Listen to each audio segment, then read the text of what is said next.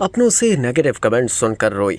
कोमल मीर ने ये क्यों कहा, जानना चाहते हैं तो सुनते जाएं। ऐदे वफा, रेशम गली की हुस्ना, वफा बेमोल, बादशाह बेगम, खलंदर, राह जुनून और तेरे आने से जैसे ड्रामों में बेहतरीन अदाकारी के जौहर दिखाने वाली अदाकारा कोमल मीर ने मॉडलिंग की दुनिया में पहले कदम रखा था, जिसके बाद वो टीवी स्क्रीन्स पर अदाकारी करती दिखने लगी। टीवी स्क्रीन्स पर काम करते हुए कोमल मीर को बॉडी शेमिंग का सामना रहा, क्योंकि वो दुबली पतली जिसामत की मालिकन थी। कोमल मीर चंद माह पहले तक अपनी दुबली पतली जिसामत की वजह से लोगों की नजर में रहती थी। अब भरे हुए गालों और उन पर पड़े डिंपल की वजह से चर्चों में है। कोमल मीर को 2025 में बढ़ते वजन ने खूब ट्रोल करवाया, क्योंकि दुबली पतली जिसामत वाली हसीना अचानक चबी फेस गर्ल बन गई थी। कोमल मीर पर फेस फिलर्स और दूसरे कॉस्मेटिक प्रोसीजर्स करवाने का इल्जाम भी लगा, लेकिन उन्होंने सिर्फ यही जवाब में कहा कि ऐसा कुछ नहीं। उन्होंने खाना खाकर वेट पुट ऑन किया है।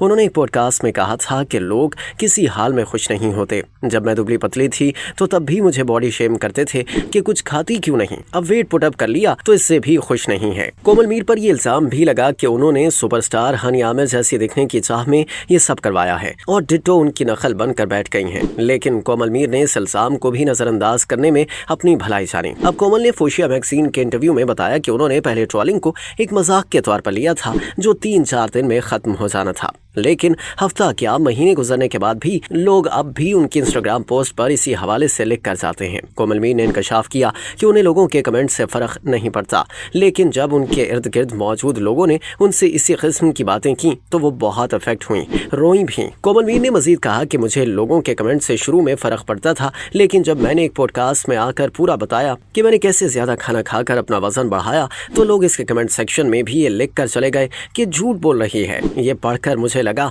कि भाड़ में जाओ, जब यकीन करना ही नहीं है तो जो भी सोचना है सोचो। लेकिन वो मेरे लिए एक मुश्किल वक्त था, जिसको मैं मुस्कुरा कर गुजारा, और अब तो ये बातें मुझे बॉदर करती ही नहीं है।